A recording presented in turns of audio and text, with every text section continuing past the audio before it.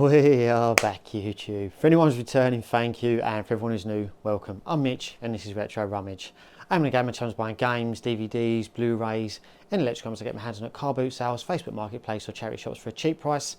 So I'm getting traded into CX at a high price, so I can build my own gaming collection. So something a bit different today. Like in my previous video, I said I'm going to touch on more of the modern side of gaming, talk about games that I've been playing, and yeah, I thought I would kick this off with probably what has been one of the most emotional roller coasters of a ride game I've, on a console anyway, that I've ever played in my life, and that game is Elden Ring.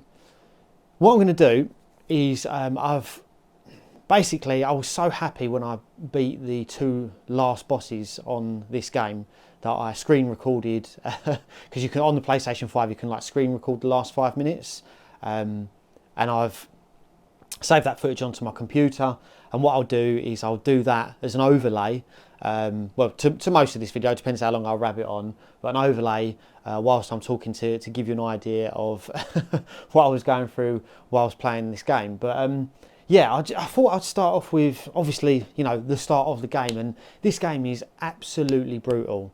I've never played a Souls game before, and I didn't know what to expect, to be honest. Loads of people have told me, oh, it's a really, really good game, and I've played MMOs on the PC before, and I know how to, like, I've, you know, played grindy games before, and yeah, this was just nothing like any of those that I've played. Obviously, there's games that I've played in the past where, you know, you have to do certain things for a long period of time to gain a level and everything. But this game in itself is just brutal in that you constantly die.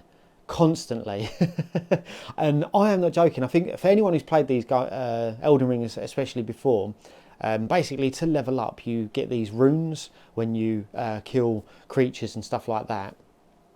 And basically you have a thing where when you die, if you go back to the location of where you died, you can recollect the runes. And I didn't know this to start with, so for the first 4 hours, every time I died, I just lost the runes. I wasn't going back to the location to pick them up. I'd go somewhere else. So yeah, that took me forever to realise as well. And I'm not exaggerating when I say for maybe the first 10 hours of this game, I didn't know what I was doing. I am very stubborn when it comes to games, in that I don't really like going on the internet and looking for things of what to do or what I should do unless I really have to. So yeah, it took me a long time to figure things out. I'm going to be going back and forth as I remember things whilst I'm speaking. But yeah, this game is so brutal in that, you know, literally the first part of the game is you fight a boss that is basically unbeatable, and you die, and then you're reborn as a tarnished, and yeah, your journey starts from there, sort of thing. And like literally, the first part, you jump down, and there is a boss which is like I can't remember its name. It's like a tree sentinel. That's it, like tree sentinel knight or something like that. And I thought, all right, well, we'll try and kill this one. And for maybe the first 45 minutes, it was like one-shotting me. And I was thinking, this can't be right. What am I doing wrong? Like, surely the game is not this hard. But then obviously I realised you can just skip that. It is an open world, and you can go around and obviously level up in alternative areas and come back on yourself. And that is the key to Elden Ring. Obviously I can't speak for other Souls games, but you have, you know, your journey, although yes, the map guides you in a way of that this is where the story goes, you can go wherever you want, level up as you please, and then go back and revisit areas when they become easy enough at a different level. And obviously that is what I had to do. Where I was figuring the game out on my own. It took me a long time to get up to, you know, level 30 or 40 and figure things out for myself. But although this game is, like I was saying, the most brutal, you know, get used to dying. I couldn't even tell you how many times I've died, probably over 1,000 times, something like that. On the flip side, it is the most rewarding console game, at least, that I've ever played, in that, you know, when you do finally get past a boss or, you know, an area, or something that you've been stuck on, you really feel like you've achieved something.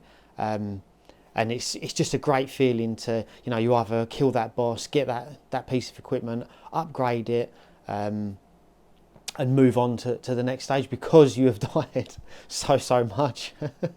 But yeah, like I was saying, it is the most rewarding game on a console that I've played. There are other games that I've played on the PC where, again, you spend lots of time, and when you achieve something, for example, I played World of Warcraft back in the day, and obviously when you do a load of raids, and you don't loot anything, and then when you finally get the piece of equipment that you want, it is a really good feeling, and this game matched that in every single way. But the most difficult part of the game for me, and getting used to, because how I play games, and for anyone who has played World of Warcraft, I always play Horde and Orc, and there's like a saying, go full zug mode, and that is what I do when I play games. I go full gun ho, blazing in, and absolutely, just try and kill everything as quick as I can. And this game is not made to be played like that. There is like an RNG, like a luck, for anyone who's not aware, like RNG is, I think it's like within gaming, random number generation, but basically when you're in a fight with a creature or a boss, there's a random chance for it to use an attack or a move or something like that. And yeah, RNG is obviously heavily involved within this game, but it is knowing all of the mechanics of the fights to be able to progress through the game, and it's just a case of trial and error. And what is brutal about this, although you may be leveled enough to fight that boss, have sufficient equipment, it will have a move that can just, if it lands, it can one-shot you, and it's just so frustrating that you can get so far within it's like certain phases of a boss, and then that one move will hit you and you die, as you'll probably see on the footage that I've got on the overlay now, especially with Malenia. I think she's this, if I'm pronouncing that right, she's the second from last boss, and she does this move which is called the waterfall, can't remember, something like that. And yeah, basically you're done for if she gets that off on you. So very difficult. But yeah, it's learning about those moves, how to time to jump out of the way or dodge them. This game is not about killing things quickly. It's about killing things correctly. And you really have to treat the game and the bosses like an anime fight. For example, I used to watch Dragon Ball Z back in the day, and one, like 3 episodes would be one fight where they would be talking in between fights, and that's basically how it is. The boss will do its set moves, and in that time you're not trying to hit it. You've got to dodge, evade, run away from the boss, and then obviously you've got to time your attacks in between those moments. It is really a case of figuring that out rather than just going in and spamming X and hoping that you'll do enough damage to kill it in that time. And for me, that took a long time to get used to, as like I said, I'll just go full zug mode and want to nuke them down as quick as I can. And as you'll probably see from the footage, I think the last 2 boss fights were about 5 minutes each, which is crazy, really, and your heart rate's elevated when you're in those moments because you've died so many times. So it's a stressful environment to continue playing those, through those over and over and over again. Yeah, I did, and like I said, a learning curve for me, and me being stubborn in how I play these games. I went full like Chad mode. I'm just going to level strength and vigor, which is like your health. I think I put a little bit into stamina as well, and yeah, it just, although you do a lot of damage, you it leaves you open to attacks and stuff like that, and in the long run it's not the best build to run. Obviously you do eventually, when you out level things, you do get through it because you hit so much, and yeah, my character was definitely not under leveled for any of these bosses. I think by the time I completed the final boss, I was level 155, and I've seen people complete it at much lower than that, obviously with a much stronger build. So yeah, basically the turning point for me, I was not even exaggerating. I think I was stuck on Malenia for 4 hours. I was trying to kill her for 4 hours, and I got close a couple of times, and yeah, it just wasn't working for me. So I gave in. I went on the internet, looked at a couple of things, and I thought that the easiest thing, or the easiest things that I can get to help me to beat her, for anyone who has played Elden Ring, I got the Mimic tier, which is basically a soul or something that you can summon, which is a mimic of your character. So basically, you know, you become like you're summoning your friend that can help you in that fight. I then switched to the Blasphemous Sword, leveled a little bit into Arcane to be able to get the special on that sword, damaging a bit more. And then the biggest help, because I tried doing those two first and I was getting very close but still couldn't kill her. The biggest help was getting Shabiri's Woe, which is like a talisman. So basically when you spawn into the fight, it's a talisman that helps you hold aggro, so that when you spawn into the fight, what you do is you spawn the Mimic tier and then you take off your Shabiri's Woe, so then your Mimic will hold aggro on that boss. So when she was doing like the waterfall or whatever it's called, she would normally do that onto my Mimic, and I would not get one shot. So that was a massive help. And I must admit, I think once I got those 3 bits, I've probably done it within 10 tries, something like that. Hopefully you're seeing the footage for it now. But yeah, once I killed her, I'm not even joking, I went absolutely mental. I was celebrating like Spurs had won the Europa League again. Yeah, absolutely screaming in my bedroom. And that is what this game does to you. It is, like I say, the most emotional game that I've played. Not just for joy, but for, you know, rage, denial, bargaining, any emotion you can think of. You know, after trying to kill her for about 3 hours, you know, I'm laughing in here, slapping my knee, going, "Oh, this bloody game! No, oh yeah, of course, you know." And then, you know, she's on low health, and I'm shouting, "Please, just let me kill her, please!" at the TV. Yeah, all of those emotions you can imagine is what I was going through. Like I was saying, that, you know, that what those boss fights come down to, it is a case of learning the mechanics, learning the rolls, learning the jumps, learning when to evade. For example, on Malenia, there's like a move when she goes into her second phase where she just basically, she's in the air and she shoots down and like does a big AoE attack.